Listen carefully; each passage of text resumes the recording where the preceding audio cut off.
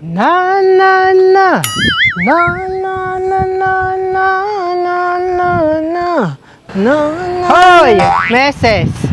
Nag-ano ka diyan? Kala ko lang may inaabangan, Meses. Ay, sinong iyong inaabangan? Oh, hindi mo pa baga alam? Wala bagang nakapagsabi sa iyo na may mga magsisidating na mga artist. Oh!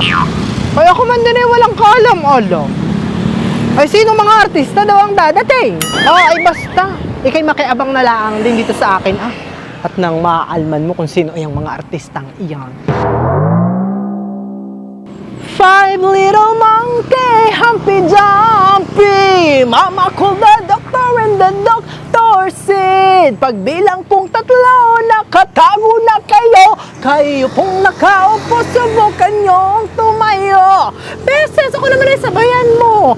Five little monkey, Humpy Dumpy, Mama called the doctor and the doctor said, pagbilang pong tatlo, nakatago na kayo. Kayo pong nakaupo, subukan niyong tumayo.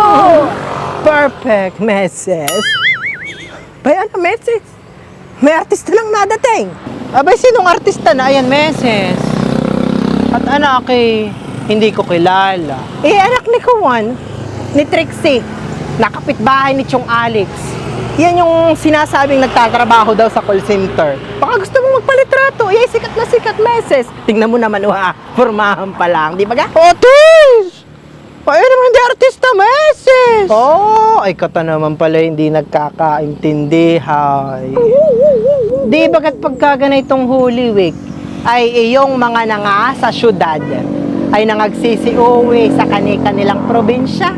Sa'y pagkadating-dating, ay ang mga paa ay anakay mga nangingilalak. At kaiba ng lumakad, Meses. Tuhating na mo.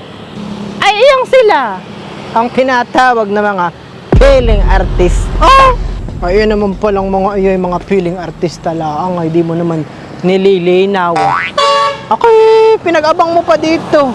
Akala ko na may magsisidating iyang si Catherine Bernardo, si Kuwan, si Kim Cho, tsaka si Kuwan, tsaka mga paborito kong panoorin sino nga yun? Si Vice Ganda! Meses, Ben pang isang artista, ha? Hapon na naman. Meses, honey. Hindi na masyadong mainit. Pero siya nakapayong pa. At naka-sunglasses. Yung bunsong anak ni Betty, Meses, sa pagkakaalam ko, ay yan daw ay serebiscro sa isang fast food chain sa Maynila.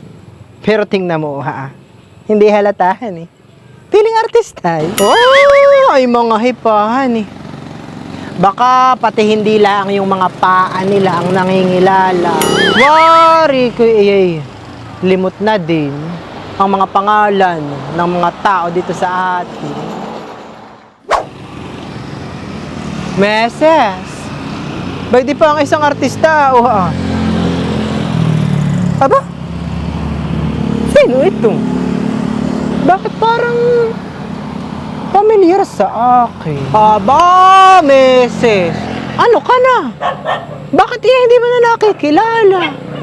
Iyay, anak mo! Abay, siya nga ka ni! Anak! Mommy! I'm back!